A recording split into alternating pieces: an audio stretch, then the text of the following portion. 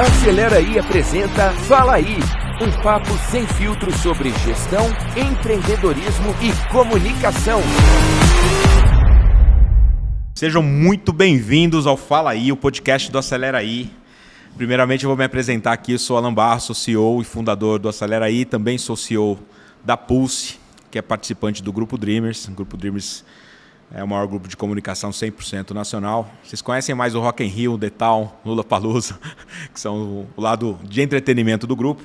No lado de advertising tem a Pulse, a própria Artplug, que foi a empresa que fundou o grupo. E aqui dentro a gente tem um viés de inovação muito puro. A gente lançou a própria Acelera Aí, o Multiplica. Hoje eu tenho um convidado muito especial, que além de convidado, ele tem a pedra fundamental aqui do que a gente tem feito no Acelera Aí. Eu falo sempre isso, foi de uma mentoria que eu fiz lá em 2021 no G4. E o one-on-one ali que a gente teve depois, o Nardon foi fundamental porque ele me deu uma dica que foi preciosa para a nossa primeira fase de crescimento. Bruno Nardon, uma honra ter você aqui, meu amigo. Muito obrigado pelo convite. Passei aqui no escritório de vocês. Está impressionante o tamanho que vocês estão. Cara, muito bonito. Parabéns de ver todo esse crescimento. Só o começo. Tem um caminho gigante pela frente. Tem a digital de vocês aqui. Obrigado. Do G4, eu falo sempre. Reconheço, acho que um dos fatores importantes é a gente reconhecer, né? Quem empresta isso, eu tenho no dia a dia estar lá no G4 hoje, ser mentor do G4 é um privilégio, eu falo muito isso. Na aula que eu faço lá no Marketing Growth é uma energia, cara, surreal. Eu falo que eu não vou lá ensinar ninguém, a gente vai lá compartilhar a experiência e eu volto sempre com mais do que eu levo. Exatamente. E é muito legal, eu costumo brigar lá, vou tirar um sarrinho aqui, eu sou um dos melhores NPS lá dos mentores, eu brigo por isso. Quando eu começo a minha aula, eu falo, minha expectativa aqui é ter um NPS nota 10, pessoal. Então vou me doar aqui, vou suar aqui para ver se a gente chega.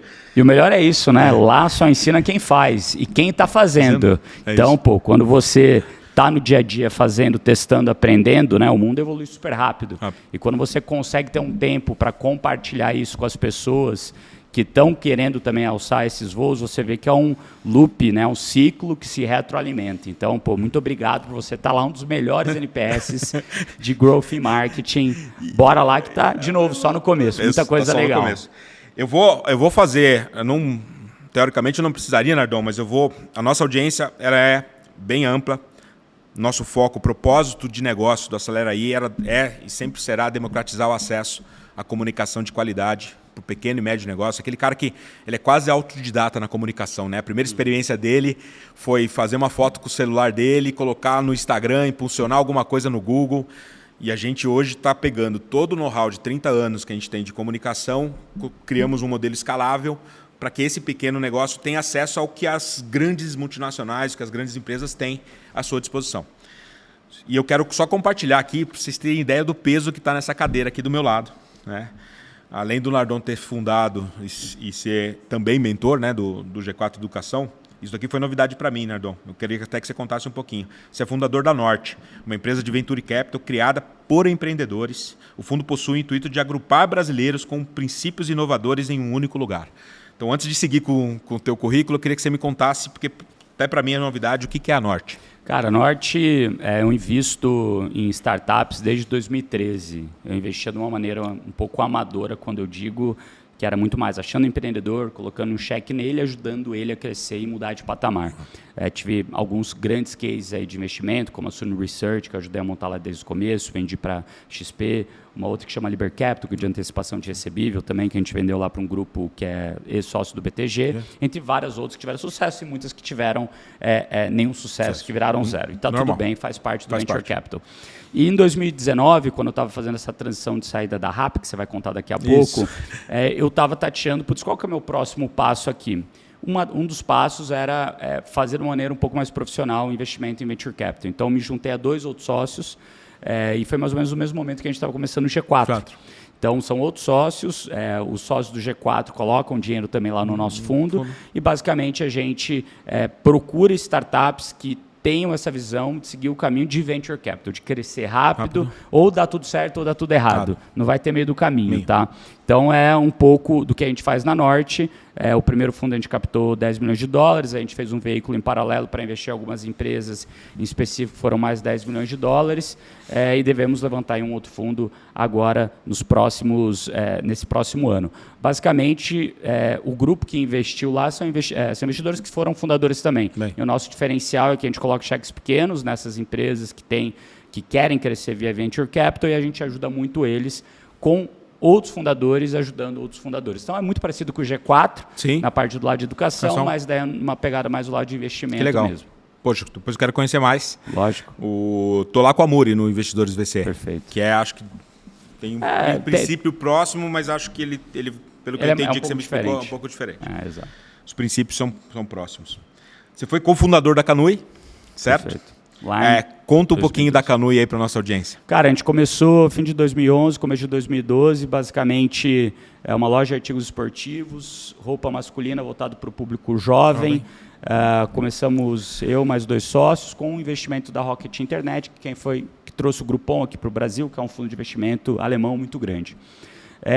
Tentando encurtar a história, em 5 anos a gente estava ali chegando a quase meio bi de faturamento, lucrativo, uma loja multimarca, algo único para o setor. Quando a gente olhava os nossos concorrentes diretos, muitos deles fizeram IPO, continuaram dando prejuízo até vir outra empresa comprar e eles pararem de dar prejuízo. Né? Então a gente foi muito inovador nessa parte de e-commerce multimarca e em fim de 2014, começo de 2015, a gente fez uma fusão com a Dafit. Então, a gente era lucrativa, a Dafit não era, a gente uniu as empresas para ajudar esse novo grupo a fazer um turnaround e continuar crescendo na América Latina.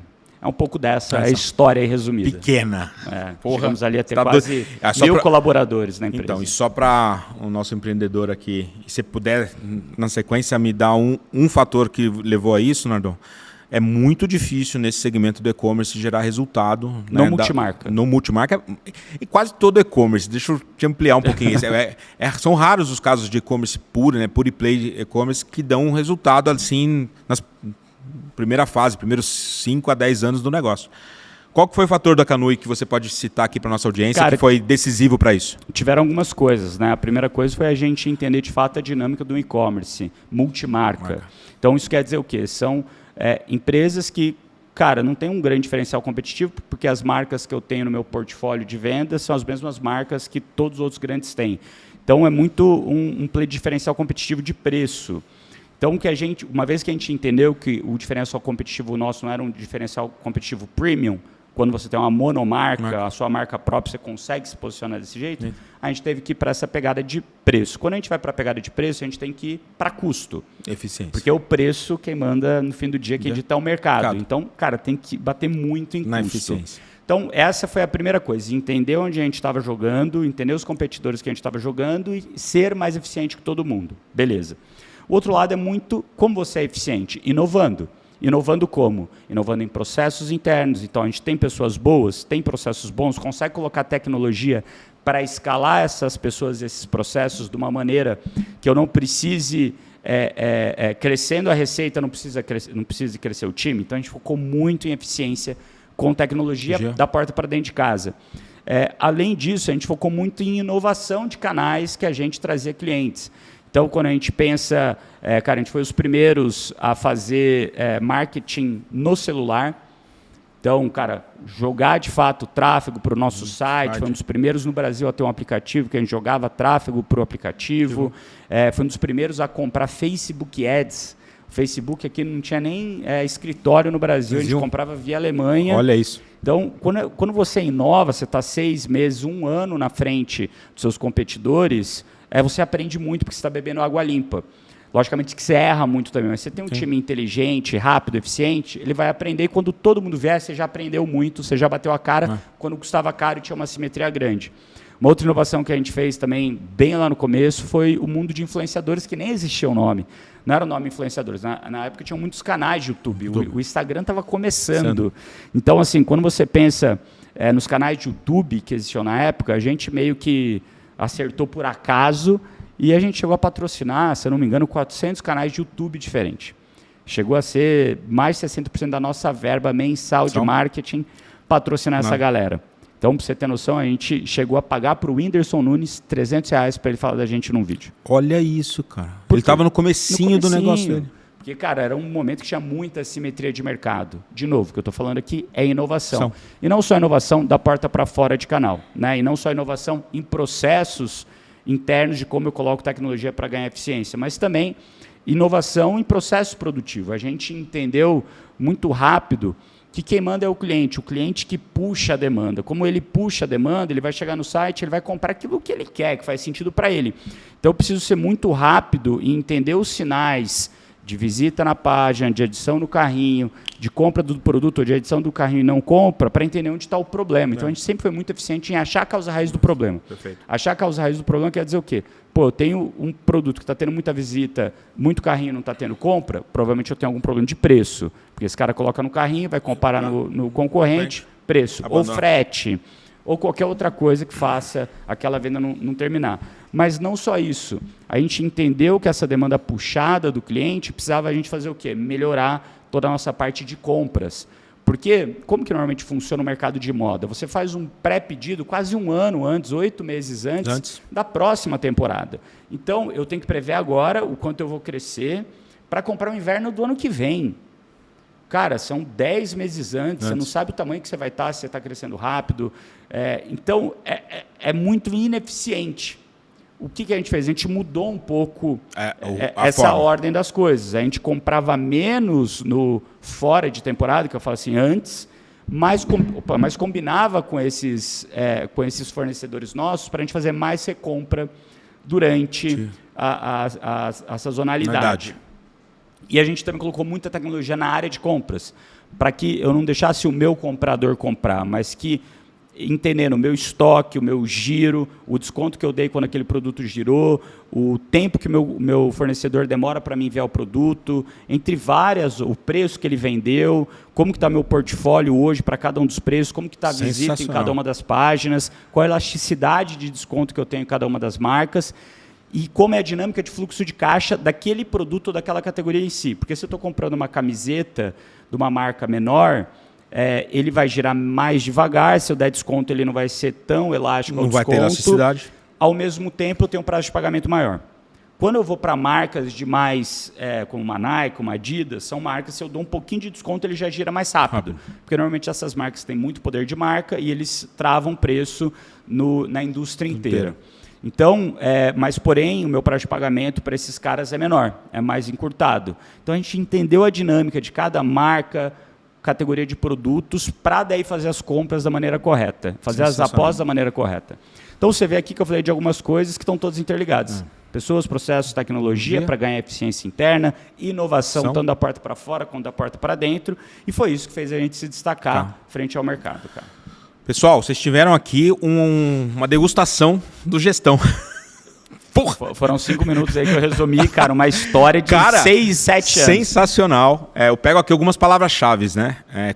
Custo, que para o pequeno, ele tem essa capacidade. Às vezes eu cruzo com algumas pessoas, né, e os caras falam, mas eu preciso de muita estrutura para fazer isso que vocês falam. Não, custo não. E é fundamental do que você falou, de todos os grandes cases que eu participei também, né, o custo sempre foi um fator preponderante para o sucesso. Então, perder o controle do custo, cara, não há o resto da cadeia que resolva isso. Você falou muito importante, inovação. Você está um passo à frente da concorrência. Idem. Né? Eu acho que isso hoje, ainda mais com a tecnologia, o acesso à tecnologia, a democratização da tecnologia, inovação não é um quesito hoje só das grandes companhias. Né? O Acelera aí, quando a gente começou a falar de inteligência artificial para a gente escalar um pouco a indústria que era igual desde os anos 80, a indústria de produção, teoricamente era completamente inacessível. A gente foi entendendo, foi quebrando a cabeça, foi errando. Eu tenho um mantra aqui que eu falo pro meu time, que a gente não pode ter medo do novo, nem compromisso com o erro. É isso aí. Então, assim, vamos testar o que vem de novo por aí, vamos inovar. O que a gente tem que deixar de lado é o lado latino nosso de se apaixonar pelas ideias e não saber largar elas quando elas dão errado, né? Muita gente se apaixona, não, isso daqui é muito bom, não vou largar, e afunda junto com o negócio. Exatamente. A gente tem que tomar cuidado com isso. Foi uma mini mentoria aqui na nossa abertura. Obrigado, Nardon. E eu vou até passar rápido, só pelo RAP, né? Que foi, acho que o case anterior de você ter fundado o G4, certo? Foi, então a gente fez a venda, a fusão ali da Canui com a Dafit, fiquei 2 anos lá do tempo do meu earnout, cara, começaram a vir algumas propostas interessantes, eu estava naquele momento, putz, aí, qual é o próximo passo que eu vou dar, pulo para dentro das empresas que eu investi que estão indo bem, tiro algo do zero de novo, ou vejo algo que está funcionando bem fora do país e trago para o Brasil. E, cara, no meio dessas conversas, os colombianos, por causa de investidores em comum, para quem não sabe, o Rappi começou na Colômbia. Começou na Colômbia. E daí eles me encontraram aqui no Brasil, fui mais ajudar eles, dar as mentorias, para eles entenderem mais de Brasil e tal. E, cara, eles acabaram me convidando para virar sócio, neguei umas 2, 3 vezes, até o momento que fez sentido. E daí eu trouxe a Rappi para o Brasil, fiz toda a startup dela aqui nos 2 primeiros anos e pouco. Então, deve ter sido uma experiência... 17, 18, ali um pouquinho de 19, eu estava à frente do negócio, saímos de 0 pessoas, né? Eu para, cara, 1.500 pessoas no Brasil inteiro, 0 pedidos para alguns milhões de pedidos por mês, 0 cidades para quase 40 cidades. Foi um crescimento meio maluco que eu trabalhava no que eu chamo de 007, sabe essa? Não. Meia-noite a meia-noite, 7 dias por semana. Eu conheço o 24/7. O 007 eu não conhecia. Que eu falo 007 que, né, para ficar mais charmoso. Vai ficar mais charmoso, gostei. Mas, cara, assim, foi uma insanidade e, cara, é isso, né? É insano você entrar no mercado onde você tinha Uber Eats, onde você tinha um iFood muito grande, muito grande, o cara que domina o mercado, e a gente conseguir bater de frente com essa galera e fazer um barulho muito bom. E, cara, de fato, ter um ângulo de entrada com uma proposta de valor diferenciada para os clientes. Então, foi ali um período muito intenso da minha vida e que foi maravilhoso, cara. Assim, muitos aprendizados também de como fazer uma empresa que já tem um modelo de negócio vencedor, quem não, crescer muito rápido no Brasil. As pessoas não lembram, né? Hoje em dia é muito comum, mas minha primeira experiência de uma farmácia delivery foi no Rappi. Minha primeira experiência de comprar no supermercado delivery foi no Rappi. Coisa que o iFood faz hoje, vocês fizeram ali numa sequência de inovações, né? Exatamente. Que era incrível. Agora, você tem aquele negócio... Hoje o pessoal seguiu, né? Mas... Agora, esse é o ponto, né? Você tem muito... Um ponto que todo mundo fala da vantagem do primeiro a se mover no mercado. De fato, você tem. Mas a realidade é que mesmo que o primeiro se mova, se a execução não continua redonda por muito tempo, o que vai acontecer é que o segundo, ele deixa o primeiro abrir o mercado, ele vê os erros que o cara teve para abrir o mercado, ele entra, mesmo que seja ali num segundo momento, mas ele entra de uma maneira mais eficiente, então ele gasta menos dinheiro. Então, foi um aprendizado para mim tabuleiro de xadrez. Perfeito. Vou começar aqui agora nos nossos quadros fixos. O G4 é lá no final. Tá bom. Guardei para o final. A gente tem alguns quadros fixos. E o primeiro é Conta um Segredo aí, Nardon. O que é um segredo? É algo que você não falou em nenhum outro podcast, pode ser da sua vida pessoal, pode ser de trabalho. Eu só te peço que seja uma novidade que você não comentou com ninguém, cara. A minha vida é um livro aberto, cara. Então, é difícil. Cara, contar um segredo. Cara. Aquele cara que você... Ou aquele negócio que você desistiu que deu muito certo... Cara, eu vou contar um negócio nada a ver que veio na minha cabeça. É legal, aqui, né? Essas são as boas. Não tem nada a ver mesmo, assim, que veio na minha cabeça. Cara, em 2013, né, quando a gente estava lá na Canui, a gente quase quebrou a Canui. E quando a gente quase quebrou a Canui, porque a gente não tinha a mínima noção do que a gente estava fazendo, a gente tinha 25 anos de idade, meus sócios também eram super novos e tal, erramos ali uma conta de fluxo de caixa. E foi ali que a gente aprendeu como fazer o negócio dar certo. Mas essa história eu já contei em outros podcasts. Uns 3 meses depois, quando a gente arrumou a casa, eu falei, cara, se esse negócio quebrar aqui, eu não vou voltar para a minha vida anterior, né, que eu sou engenheiro de formação. Então, eu falei, eu não vou voltar para a minha vida anterior, que é trabalhar, sei lá, em consultoria, uma indústria, eu quero continuar empreendendo. E daí, com 2 outros sócios, lá na época, a gente montou um negócio que se chamou Sanka Ventures. A Sanka Ventures, com o Vitor Stable, com o Felipe Oranges, era meio que uma incubadora de negócios que a gente ia testando. Nesses negócios que a gente ia testando, e a gente ia plantando várias sementes de negócios ali, ideias nossas, e aquelas que iam florescendo mais, a gente colocava mais dinheiro, e aquelas que não floresciam, a gente ia matando. E depois, se desse mais certo, a gente ia captar dinheiro, fazer o negócio crescer por si só. Foi lá que nasceu a Liber Capital, que era um negócio de antecipação de recebível. Legal. Que hoje é um super gigante, né? Mas, cara, nesses vários testes que a gente fez, teve um negócio, na época da Copa, de 2014, que a minha esposa, cara, ela não queria ir para a Copa quando abriram as vendas da Copa, lá em 2013, sabe? Sim, lembro. E eu falei, amor, vamos comprar, porque, putz, a Copa vai estar aí, vai ser no Brasil, vai ser legal pra caramba, e na hora que começar a festa, vai ser sensacional. A gente vai ter medo de perder a oportunidade de ir, ali perto, de acontecer. Falei, não quero. Eu falei, você tem certeza? Tipo, você não vai me encher o saco. Falei, não, tenho certeza. Daí chegou a Copa começou. Cara, o clima chega. Ela, ai, amor, quero ir num jogo. É muito típico. Deu, pô, amor.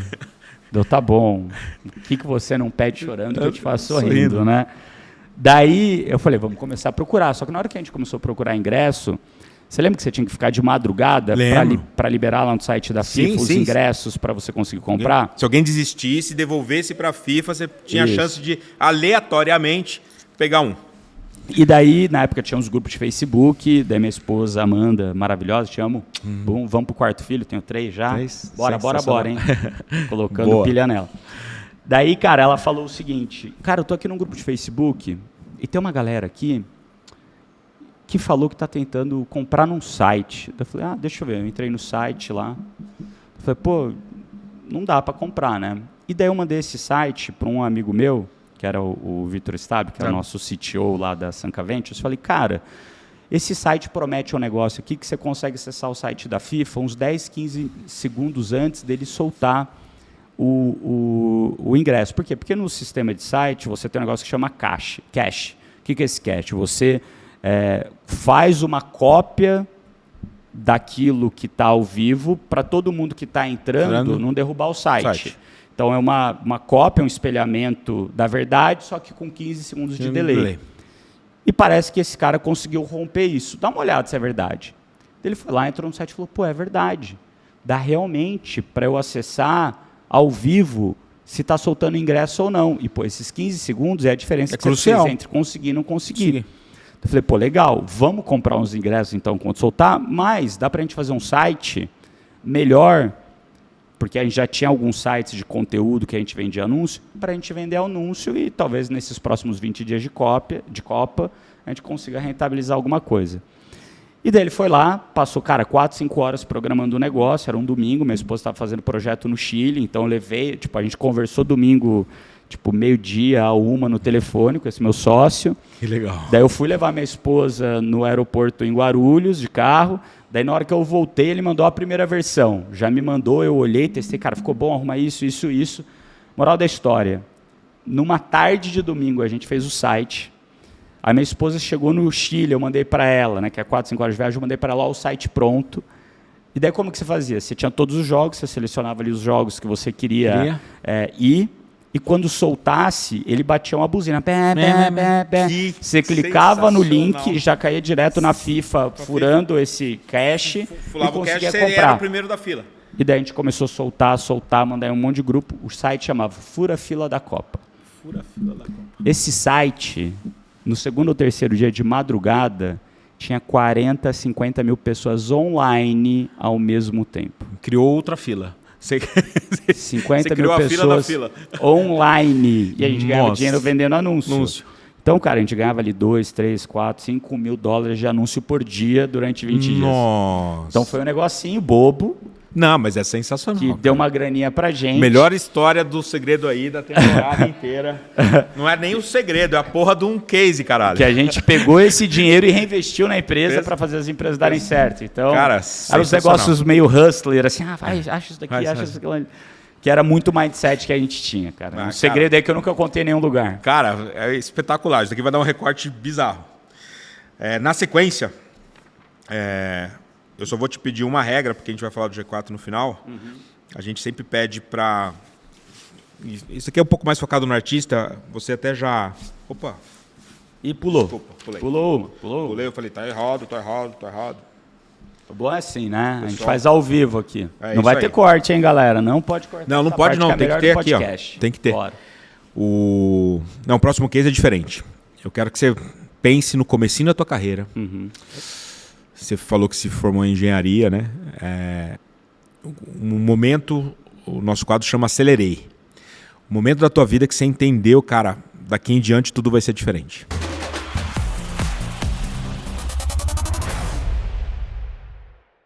Pô, difícil essa pergunta, hein? É difícil.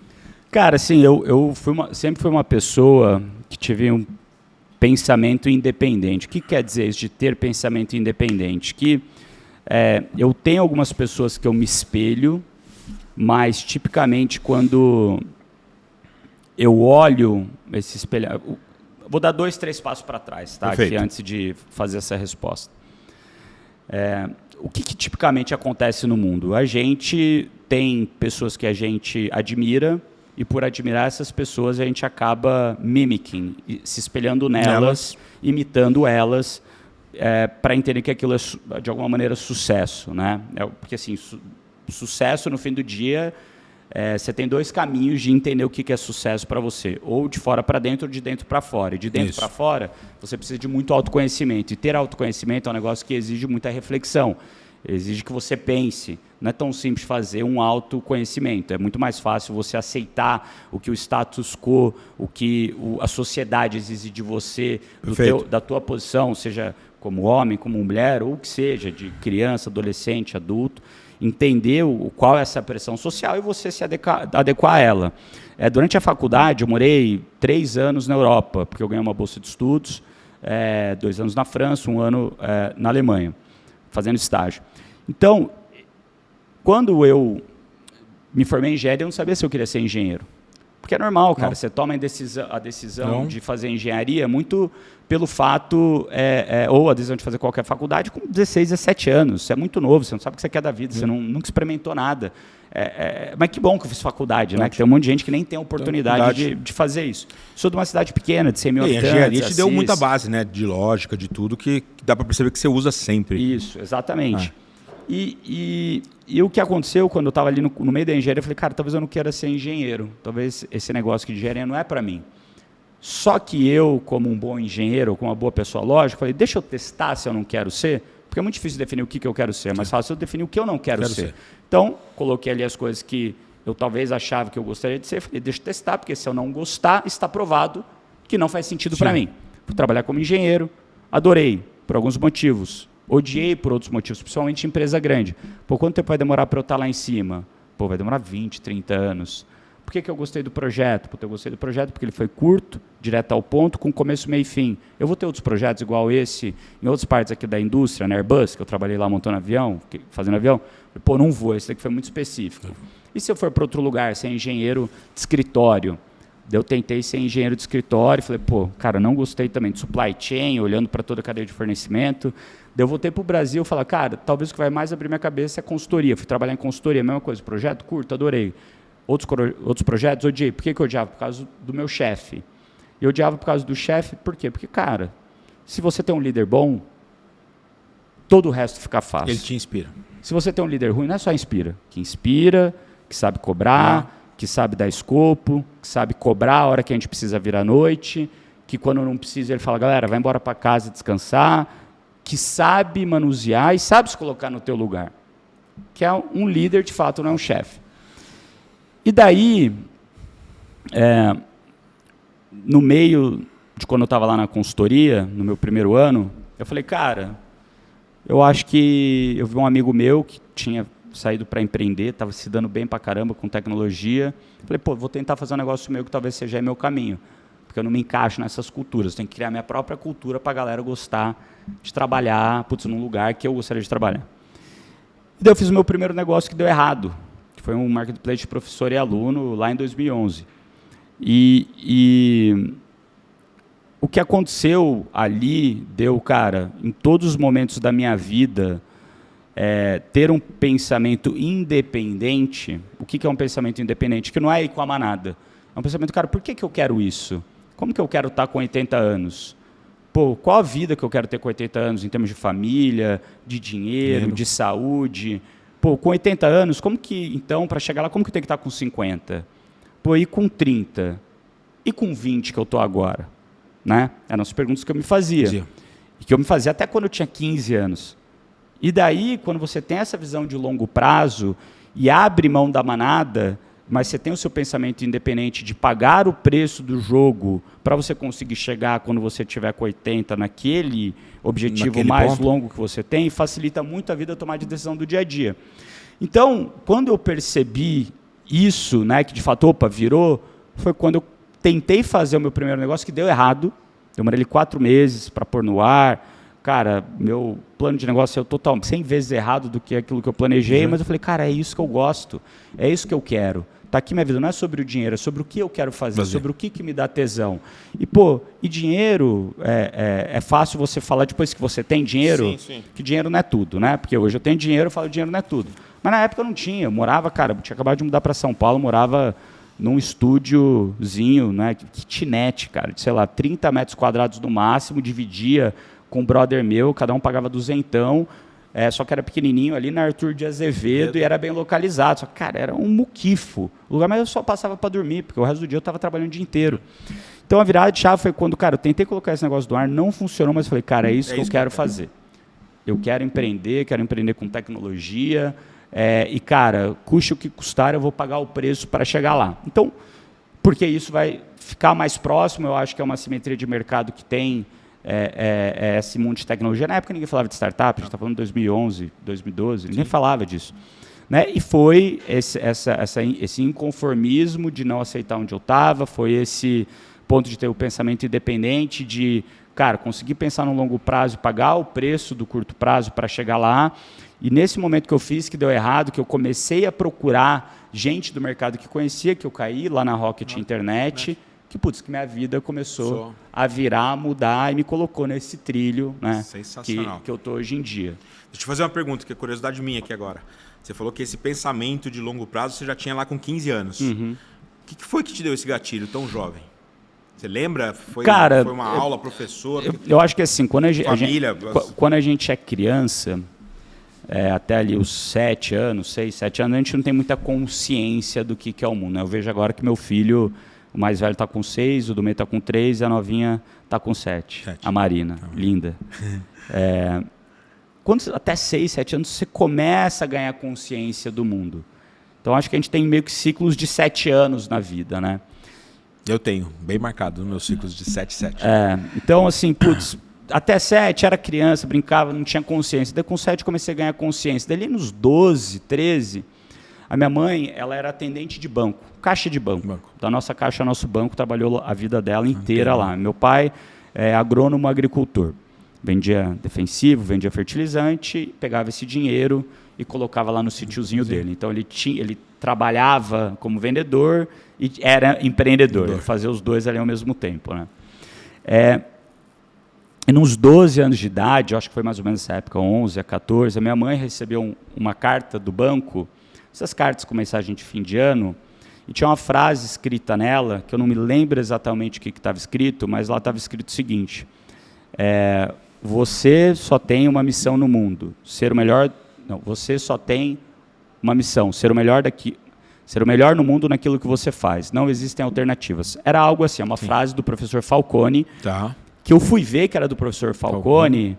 Cara, quando a gente estava na Dafit, que a gente contratou a Falcone para ajudar a gente num processo, e eles fizeram um treinamento lá com a gente, e era a primeira frase do Falcone. Acho que o seu objetivo é ser o melhor do mundo naquilo que você faz. Não existem alternativas.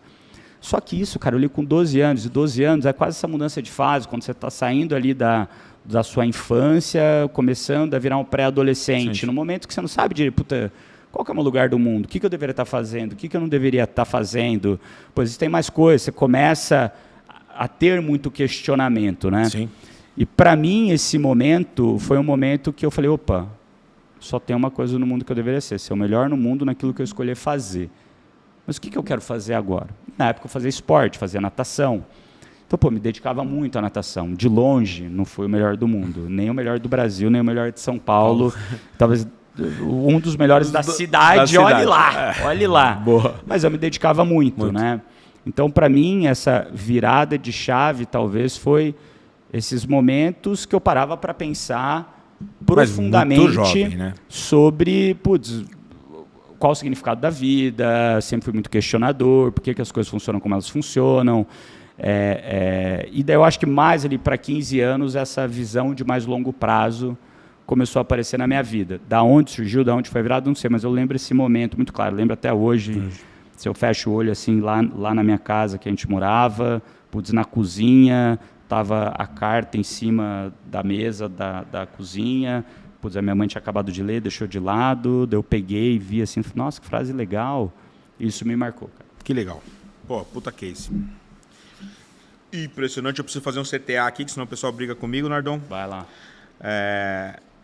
Vocês estão gostando do Fala Aí? A forma de vocês colaborarem com a gente é curtir, compartilhar, mandar para os amigos. A gente faz aqui um investimento de tempo, né, Nardon? O nosso dia a dia é muito corrido e quando você resolve compartilhar conhecimentos, você coloca na agenda e tem uma infra aqui de uma galera para fazer isso. Lá eu vejo os do G4 que vocês fazem lá também, é um investimento enorme, tanto de tempo como tanto de produção. E você que está assistindo aí agora, a forma de ajudar é compartilhando, indicando para um amigo. Segue a gente aqui no YouTube, curta no Spotify. É a forma que a gente pede para vocês retribuírem aí para a gente esse conteúdo. Vai lá, avalia com 5 estrelas, compartilha. Eu não tenho tanta experiência aí. Vai lá no Spotify, coloca os comentários, tá aqui, galera. 5 estrelas. Segue. É isso aí. Segue lá, ó. Fala aí para você receber todos os episódios. Coloca lá na notificaçãozinha. Episódio novo, você recebe notificação no Spotify. Obrigado, Nardon. Eu não tenho tanta experiência com isso aí. Eu também não, mas é isso aí. Tá no roteiro, tem que seguir. Próximo quadro aqui, esse quadro os artistas adoram. Vamos ver se você vai gostar. O Alfredo ia adorar, eu não sou artista, pô. A gente chama de Me Deu Inveja.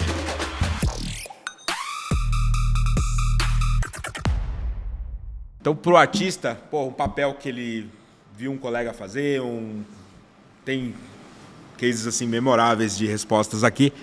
No nosso caso aí como empreendedor, às vezes é um negócio que a gente gostaria de ter feito. Fica à vontade para responder o Me Deu Inveja. Então só para eu entender, era um negócio que eu gostaria de ter feito? Você fala, caraca, isso daí eu gostaria de ter feito, eu gostaria de estar participando disso. Cara, é difícil isso, assim, porque eu acho que depois que você passa um tempo, ou muito tempo empreendendo, talvez no começo você tenha mais inveja de, poderia ter sido eu fazendo, né? Por que não eu? Mas a partir do momento que você começa também a ter sucesso nos seus negócios, você começa a olhar sobre uma ótica diferente de, mesmo que eu contar para qualquer pessoa aquilo que eu estou fazendo como estratégia no G4, na época na Canu, na Dafit ou na RAP, as pessoas estão com a agenda tão lotada que não teriam tempo de copiar aquilo que você faz ou executar aquilo que você faz. Então, eu não vou falar que é inveja. Tá bom. Eu vou falar assim, negócios que eu tenho admiração. Boa, ótimo. Negócio que eu falo, caramba, que negócio legal, negócio que eu tenho admiração. Cara, o Nubank é um negócio que eu tenho baita admiração. Cara, o que os caras fizeram ali no Nubank, eu lembro que eles nasceram em 2013, 2014, a gente já tinha a Canui na época, o Thales já estava com a Zitaxi indo bem, e eu lembro que tinha uma das empresas do portfólio investido pela Rocket, que era a Mobile, que vende móveis pela internet, fez IPO uns 2, 3 anos atrás, que tinha um menino bom pra caramba lá da área de BI, né? Então, inteligência de dados, o business intelligence, um moleque muito bom. E a turma lá da Mobile, os fundadores eram muito próximos. Todos os fundadores lá da Rocket, todos os negócios, a gente era muito próximo, trocava muita figurinha. E daí ele falou, cara, tô perdendo um dos meus melhores caras de BI pro Nubank. Deu, cara, Nubank? O que é isso? Daí o cara, não, o negócio de fazer cartão de crédito, competir com o Itaú, o Bradesco. O cara tá indo para esse negócio. Eu lembro até hoje. Daí eu falei, mas dá em nada isso daí. Meu amigo. Foda, cara. É foda. E daí tem outra coisa, né? Talvez na Norte, falar dos nossos antiportfólios. O que é o antiportfólio? Aquela empresa que você queria ter investido, que por algum motivo você passou, porque você falou, talvez não vai ser grande o suficiente, ou não cabe na nossa tese, e o negócio explodiu. Então tem uma, cara, essa é sensacional, que é a Motu. Tá. Então, a turma lá da Motu, galera sensacional, empreendedor casca grossa, tentando levantar dinheiro ali, 2017, 2018, cara, época difícil de levantar dinheiro, ele veio, cara, eu fui um dos primeiros caras que ele veio bater na porta. Assim, um dos primeiros bateu na porta, falou, pô, Nardon, vocês estão aí na RAP, queria que você colocasse dinheiro, pô, negócio tal e tal e tal. A gente quer fazer o que a COV faz para carro, mas para moto, para entregador. Não. Que é caro o cara comprar o ativo da moto, Sim. né? E depois ele alugar é muito mais fácil. Eu falei, puta, cara, eu tenho um puta conflito de interesse, que eu tô na RAP, se eu investir em você e depois a gente de alguma maneira contratar você vai dar problema, mas eu vou te mandar para Norte pra gente ver. E a gente já tinha investido na COV. E daí tinha um pouco de conflito de interesse, que talvez a COV entrasse para lá, e a gente acabou passando, né, esse negócio. E, cara, esse negócio... negócio lucrativo hoje, cresce pra caramba. Se bobear já está avaliado como um unicórnio. E, cara, bateu na nossa porta para investir quando não tinha nada. Ele falou, cara, eu estou pegando dinheiro, todas as minhas economias para comprar mais 60 motos. Falei, caralho, brother, o cara tá pegando todas as economias para comprar mais 60 motos. Esse moleque vai dar certo. Então, esse é um grande antiportfólio aí. Não que talvez eu gostaria de ter criado, mas é uma empresa que eu admiro muito, sim, assim como várias outras, cara. A turma do Stark Bank. Sim. Pô, cara, golaço que eles estão fazendo. A turma da Cayena, que faz toda a parte de cadeia de suprimentos para restaurantes. Cara, e assim, muita empresa legal aí. Putz, a galera da Boozer. Legal, conheço. Do Abrita. Sim. Cara, negócio sensacional também. Cara, tem muito negócio legal aí. No Brasil que a galera está fazendo. Agora, o negócio que eu tenho inveja são aqueles negócios que eu ainda não fiz. São as ideias que eu tenho na cabeça, que eu com o Thales, com o Alfredo, a gente tem muita ideia. Só que, cara, a gente tem que entender o momento certo de executar. Né? Então, e o nosso tempo é finito, né? Exatamente. E essa é a grande... É o que diferencia aquele empreendedor, empresário que dá certo daquele que não dá, que é saber falar não. Para as coisas boas, para ficar com as coisas ótimas. Porque falar não para coisa ruim é fácil, todo mundo fala. Difícil que difere um do outro é falar, cara, essa oportunidade é boa, essa é ótima, vou ficar com a ótima, boa, sai da frente, joga para frente. Deixa eu focar na ótima. Foca na ótima. Deixa eu te contar um negocinho sobre isso, me inspiro também, acho um super case o Nubank. E aconteceu um negócio um tempo atrás que foi emblemático, você vai gostar. Estava fazendo um evento, e um dos principais publicitários do país, foi líder por muito tempo. Eu estava com essa camisa, que é meu uniforme oficial. Eu aprendi a usar a mesma cor de roupa com o Nardon, tá? No gestão. Ele usava a calça marrom, né? Calça khaki e camisa preta. Hoje é calça preta e camiseta preta. Eu também. O meu eu uso 2 portas de guarda-roupa, é incrível. São 15 camisas iguais, 6 calças iguais e tá tudo certo. E esse cara me viu com a camisa, atravessou um evento que a gente tava, deu um tapa no meu peito e falou, cara, quanto dinheiro você tá perdendo com esse negócio? Eu falei, como assim, cara? Falei, porra, pedi pro meu financeiro, um amigo meu fez uma campanha em Feira de Santana com a Acelera aí, pagou lá R$8 mil no enxoval completo de campanha com super artista. A gente foi fazer conta, é inadmissível, cara. Você deve estar torrando dinheiro, você não está perdendo dinheiro. Eu olhei pra cara dele, tinha algumas pessoas do lado, né? Eu falei, ô fulano, eu tô enxergando o Setúbal dizendo que o Nubank ia dar errado. Que loucura, cara. Me veio um estalo, cara. É isso aí, pô. Você falou pra ele que você estava ganhando dinheiro? Não, eu nem entrei no mérito. Eu só falei o seguinte, cara. Então, ancorando numa coisa que você falou aí, às vezes, quem é líder do segmento não consegue ver o que está acontecendo, né? A Acelera aí tem esse processo disruptivo. Óbvio que se ele pensar como um modelo tradicional de produção, o valor que a gente cobra não paga nem a edição do material. Perfeito. Mas a gente praticamente cria um token de todo o processo, né? Cada cliente paga uma fração, um pedacinho do processo. Por isso que é diferente. E ele não percebeu, e olha onde que a gente está com o Acelera aí, né? Então, cara, só para fazer um paralelo aí. Isso eu acho que é um erro muito grande que a maioria das pessoas que são líder de mercado ou tão bem, ou a empresa está crescendo, tem, que é a falta de humildade intelectual. É isso.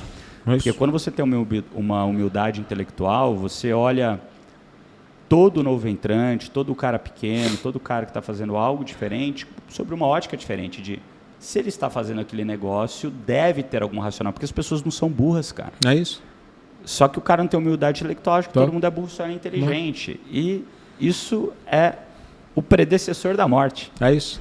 Se você tem esse mindset orgulhoso, cara, vai dar merda. E é questão de tempo. É isso aí. Outro dia me mandaram um link a gente não tem um grande concorrente até agora na Acelera aí.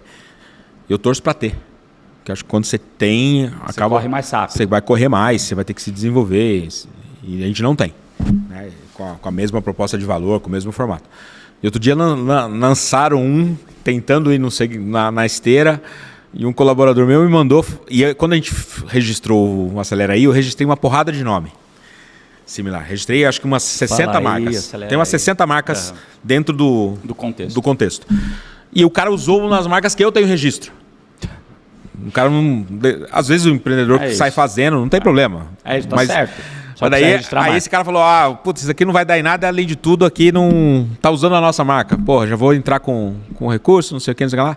Cara, eu fiquei o sábado inteiro olhando o que o cara tava fazendo. Por quê? Porque eu falei, deixa eu entender.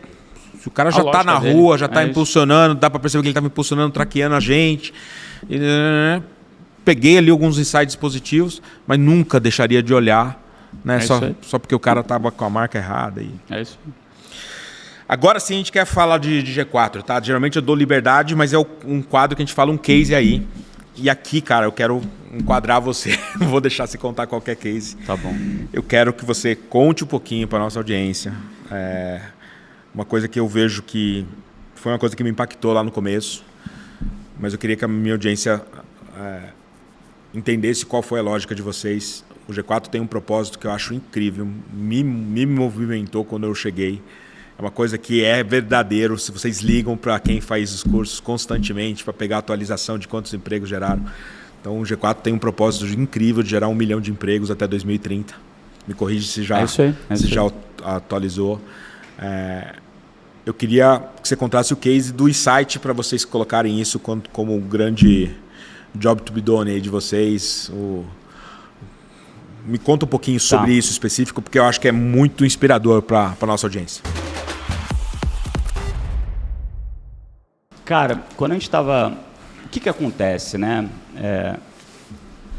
No fim do dia, a gente precisa ter uma meta grande, audaciosa, meio cabeluda e que motive o time e que não seja apenas financeira, para que você, cara, pegue as mentes e os corações das pessoas para entender de fato qual que é a nossa missão nesse planeta como empresa, né? No planejamento que a gente estava fazendo em 2020, logo após o Covid, a gente pegou ali um modelinho meio padrão, missão, valores, entre várias outras coisas que a gente queria fazer para a gente fazer um planejamento estratégico. Foi desse planejamento estratégico que surgiu muito do que a gente está fazendo hoje, né? Focar no médio empresário, médio pequeno empresário, não ir para o grande, é ali que a gente tem o nosso valor, é ali que a gente entende também que entrega valor para o Brasil. E quando a gente pensou nisso, a gente falou, cara, qual que é a maneira, de fato, de arrumar o Brasil, né? Você vê, meu primeiro negócio foi de professor e aluno. Desde a faculdade, sonhei em ter um negócio de educação, uma faculdade. Que legal. Assim, passava na minha cabeça, porque eu sempre gostei muito de estudar e acho que as pessoas, quando elas estudam e elas adquirem conhecimento, se aplicado da maneira correta, elas se emancipam de tudo do mundo, elas conseguem mudar de fato de patamar, mudar elas mesmas, consequentemente vão mudar, né, os lugares que elas podem alcançar. Só que, cara, pensando nisso, cara, eu sempre pensei em educação básica, fundamental, porque para você mudar um país, de fato, você tem que melhorar a base, né? Isso. E daí, cara, só que a gente percebeu ao longo do tempo que tem 2 jeitos da gente atacar esse problema. A outra maneira da gente atacar esse problema é criando mais emprego. Se a gente ajuda os empreendedores brasileiros, empresários brasileiros a crescerem com mais eficiência, ou seja, vai sobrar mais lucro. E se ele está crescendo com mais lucro, o que acontece? O empresário não é burro, ele é egoísta e está tudo bem. Ele é egoísta porque ele fala, pô, se eu estou ganhando dinheiro e eu estou crescendo, se eu estivesse crescendo mais eficiente, eu vou ter ainda mais lucro. Perfeito. Ele é egoísta. Por quê? Porque ele quer crescer, ele quer ter a missão dele de entregar valor para a sociedade, de entregar valor para o cliente dele, seja qual valor for, mas ele também quer dinheiro do bolso. Não adianta falar, é um dos motivadores. Talvez não seja o maior, mas é um dos motivadores da maioria das pessoas que vão empreender, né, de alguma maneira. Só que, pelo fato dele não ser burro, se ele está crescendo com mais eficiência, ele vai precisar contratar mais gente. E daí que começa esse ciclo positivo, porque na hora que ele contrata uma outra pessoa para a empresa, basicamente ele está pagando mais, ou está tem que ter um salário competitivo para aquela pessoa. Aquela pessoa, tendo um salário competitivo, ela vai conseguir prover para a família dela, primeiro para ela e depois para a família dela. Então, quando você gera um emprego novo, o impacto não é só em uma pessoa, é em 4, 5 pessoas. Exato. Mais uma aula aqui, mais uma mentoria do meu amigo Nardon. E obrigado pela resposta. Eu sempre tive a curiosidade de entender a estratégia toda por trás. O nome técnico é um BHAG, né? De você ter uma missão acima do teu propósito. Big, Hairy, Audacious Goal. É isso aí. E obrigado pela resposta. Boa. Me inspirou muito aqui. A gente vem para nossa retinha final, os últimos 5 minutos. Agora eu vou te dar você vai poder me sacanear. Tem um quadro que a gente chama de Fala Aí Invertido. Fala aí! Você pode fazer a pergunta que você quiser. Você devia ter me avisado. Não, mas não pode. Preparado, A gente não avisa justamente para não dar para. Mas eu já fiz algum podcast contigo. Já fez um que foi muito legal, inclusive. Foi legal pra caramba, inclusive. Foi muito. Papo de gestão, Então, vai lá, coloca. É isso. Alan do Acelera aí. Não, todos os episódios do Papo de Gestão são muito bons. Esse nosso tá Foi espetacular. foi muito Você foda. deu uma aula.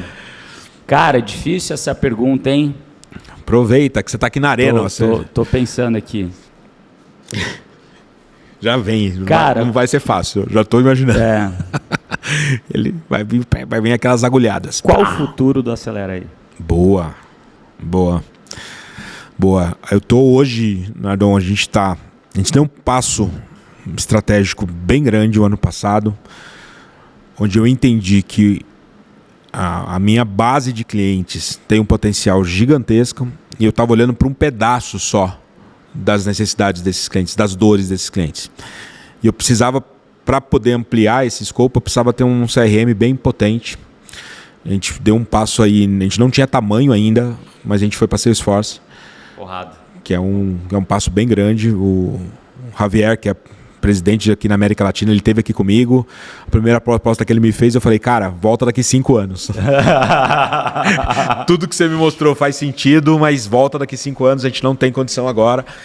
E ele me voltou depois de 15 dias, falou, cara, a gente quer vocês. Irado. A gente acha que o potencial do Acelera aí é de ser um projeto global. Você não vai ficar só no Brasil com esse negócio. Irado. E aí ele me criou, ele falou, a minha proposta eu não posso mexer muito, mas eu posso viabilizar ela para você antes do tempo. Legal. E aí ele fez, cara, iniciativa deles, fizeram uma engenharia ali de formato e a gente conseguiu colocar dentro do nosso orçamento. E a partir do momento que eu vou ter esse CRM muito mais robusto, a gente quer, como o futuro do Acelera aí, ser de verdade um ecossistema de solução para os nossos clientes que vai passar por várias fases. Não só do conteúdo, né? Hoje a gente olha para o orçamento do cliente, o conteúdo é no máximo 10% do budget. Perfeito. Eu estou fora de 90% desse budget. Então a gente vem agora com a plataforma de mídia escalável, porque o Multiplica ele era muito potente de eficiência de negociação para as grandes contas que a gente tem na Pulse, mas ele não era escalável para o cara do Acelera aí. Perfeito. Porque o modelo é antigo ainda, né? Teoricamente, os veículos têm que fazer uma negociação one-on-one, Sim. tem que ter uma carta de credenciamento para cada cliente. Como é que eu viro 5 mil clientes para a mídia? Eu ia ter que ter um prédio desse de pessoas pensando no jeito antigo de operar a mídia. Perfeito. A gente começou a estruturar essa parte para também trazer a mesma disrupção de formato do Acelera aí para a compra de mídia. Resolvemos. Então agora eu começo a pegar mais um pedaço. A gente está indo agora para uma evolução maior ainda de ter os parceiros de OH pelo Brasil inteiro, plugados numa ferramenta nossa, Irado. onde você imagina, olha a loucura que a gente está fazendo. Um açougue vai comprar uma campanha no Acelera aí na cidade de Piracicaba. O meu consultor ali, ele vai falar, tem 5 açougues perto do seu, eu posso te vender 5 outdoors, cercando os seus concorrentes com a imagem da Giovanna Antonelli falando para ir comprar na sua boutique. Então, a gente já está mais um passinho. Eu estou fazendo a aquisição de uma empresa de live shopping, que eu acho que a gente ainda tem muito para crescer nesse território. A China está voando nisso, né? Quase 30% do e-commerce chinês hoje não passa pelo browser tradicional. Legal. É direto no celular, direto nas lives. A gente está também indo nisso. Então, eu quero ser, o Acelera aí tem como missão ser um ecossistema de solução de comunicação e vendas para todo, sempre focado no small business. Irado. Sempre como que eu trago algo que é inacessível para toda essa faixa de potencial de clientes. Cara, muito legal, Tá? cara. Parabéns. Baita futuro e parecido com o nosso. Muito, Modelo a gente parecido. anda ali muito Lado a lado. Muito lado a lado. Irado. Para pré-encerramento aqui nosso, isso daqui vai virar vários recortezinhos. É uma sequência, tá? Eu chamo de Indica Aí.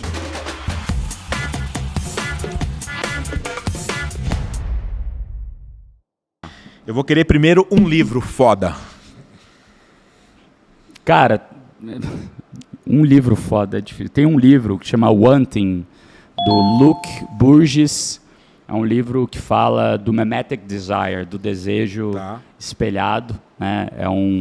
É um tema que ele estudou um pouco do René Girard, que é um francês que falava muito sobre isso, que ele entendeu que a maioria dos nossos desejos, eles nascem da gente olhar para outras pessoas, de alguma maneira invejar aquilo e transpor isso para a nossa realidade. E que se a gente não tem consciência de onde os nossos desejos surgem, a gente não consegue ter um autocontrole do que de fato a gente queria, porque de fato veio de dentro para fora, e o que de fato a gente queria que veio de fora para dentro. Então ele fala muito sobre o papel do desejo, o papel e a evolução disso na sociedade, né? Como isso causou guerras, brigas, como eram os mecanismos de solução disso, né, que eles chamam do scapegoat, do bode expiatório, que você pega o bode expiatório, mata ele, depois você sacrifica o negócio, fica tudo bem, mas daí ele transpõe isso para a sociedade. Cara, é legal. É muito legal esse livro. Eu li ele faz, sei lá, 1 ano, mais ou menos. Mas, cara, eu poderia falar mais uns 10. Não, eu sei. Eu adoro. Eu sei que você adora, mas a missão é um filme. Caramba, essa é difícil. Pode ser uma série, cara? Pode. Cara, eu tô assistindo uma série agora no Netflix que eu achei muito boa. Os Três Corpos, não? Não. Essa eu tô assistindo. É uma fiquei... Gangster Man. Eu vou procurar aqui o nome em português enquanto abro meu celular. Tá. Mas basicamente é a história de um lord, que o pai dele era um lord inglês. Se passa nos tempos de hoje, tá? Os Magnatas, eu acho. Os Magnatas do crime. Muito bom. Os Magnatas do crime. Muito boa. É isso, é o Lord. Ele é o Lord inglês que morre. O diretor é o ex-marido da Madonna. Isso, daí ele tem uma estética toda proprietária, né? É irado, cara. É muito bom. É muito bom. E eu acho que essa série, ela pegou vários pedaços de séries que deram muito certo. Pegaram um pouco de Billions, pegaram um pouco daquela outra lá que se passava no passado, também série inglesa, dos Razors lá, como chama? Big Blinders. Então você vê que ele pega ali algumas pessoas, é engraçado. Vou te fazer um comentário adicional, sem dar spoiler. Netflix, no meu ponto de vista, nos últimos 2 anos, tem séries muito boas, mas que terminam muito errado. Os roteiristas não conseguem fazer um final que você fala assim... Essa termina? A primeira temporada eu achei o final, assim, genial. Eu não cheguei. Cara, genial. Tô com pouco tempo. Então, é uma das poucas do Netflix que eu falei, porra, até que enfim o final... Mas eu acho que ela pode ser a sucessão do Peaky Blinders, cara, no meu ponto de vista. Pode. Muito divertida, legal, interessante. É isso. Eu devorei ela em 2 finais de semana. Boa. Um perfil do Instagram. O meu, @bruno.nardon. Vai lá e me segue. @G4 Educação. Sacanagem. Qual outro? @Alfredo Soares. Esse é bom. Sacanagem. Thales Gomes. Esse é irado. É irado também. Foda. O G4 Club. O G4 Club. Nossos também. amigos, semana que vem estamos lá. Pô, eu não vou, cara. Você não vai? Eu tô indo pra Harvard. Eu vi. Você vai ficar um mês lá, né? Um mês lá. Porra, tô muito triste. Turma do G4 Club. Eu não quero um convidado só, não. Vamos organizar aqui, fazer com 5, 6, só pra gente contar pra audiência o que acontece no G4 Club, que é sensacional. Tem coisa que pode falar, coisa que não. Não vale o de vocês. Não. Um perfil do LinkedIn. Vai, do LinkedIn. O meu... O seu? Não, eu indico... Alan Barra. Pô, obrigado. Qual que você indica? Cara, eu indico do... Eu uso pouco o LinkedIn, cara. Eu gosto. No LinkedIn tem alguns perfis que são inspiração. Eu gosto muito do Renato Franklin, que é o CEO da Casas Bahia hoje. Legal. Ele foi o CEO da Movida. Ele sempre tem um conteúdo ali muito interessante. E tem alguns perfis que trocam conteúdo ali no LinkedIn. Eu tenho começado a olhar um pouquinho mais o LinkedIn, tá? Cara, assim... Ele tem, principalmente aquela etapa de artigos ali. Eu fiz um artigo que cara, nada me gerou lead tão qualificado. Olha que loucura. Qualificado mesmo, de eu ganhei conta de acima de 300 milhões. Caramba. Eu fiz um artigo quando estourou a bolha da Americanas, a situação da Americanas. Todo mundo falando da fraude, todo mundo falando do efeito fiscal, e ninguém fez a pergunta mais importante. E o cliente? Os caras tinham 50 milhões de clientes. O que aconteceu com esse cliente? Banquei uma pesquisa, Nardon, para entrevistar 2.000 clientes da Americanas, para entender para onde esse cara ia. Primeiro, se ele toparia continuar comprando. Perfeito. Segundo, para onde ele iria. E aí foi assustador, porque em pouquíssimo tempo o consumidor entendeu a crise, porque no passado a informação gerava muito tempo. Um ano, eu lembro do MAP, né? O cliente do MAP só foi entender o que aconteceu quando a porta baixou. Porque não tinha informação. Sim. O cliente da Americanas entendeu rápido o problema, 50% dizia que não ia comprar mais, 50% e queria continuar comprando, só que 50% que não vai mais comprar eram 25 milhões de órfãos.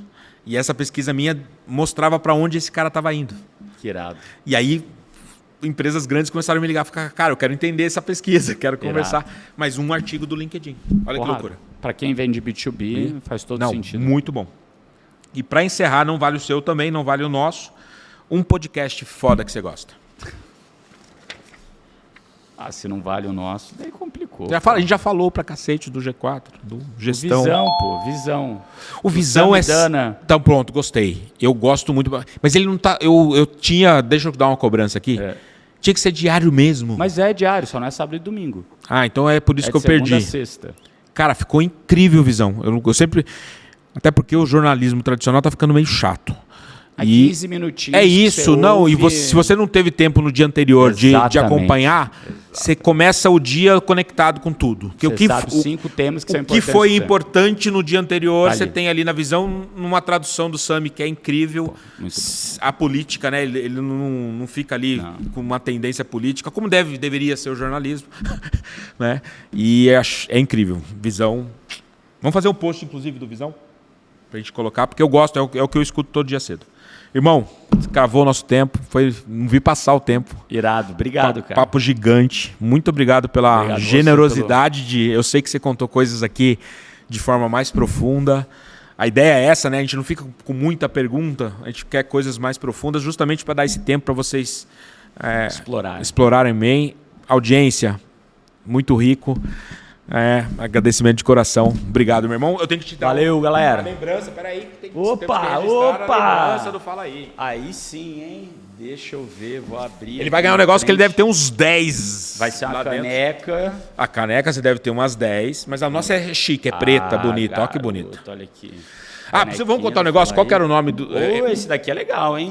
Aprendi com o G4. Porque se eu te der qualquer outra coisa... Eu não coloco no escritório. O troféuzinho você vai colocar. Vou colocar lá. Irado.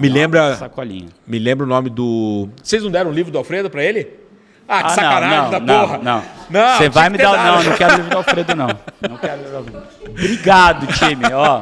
Obrigado. A gente sempre dá o livro do Alfredo, porque tem um capítulo do Acelera Aí lá dentro.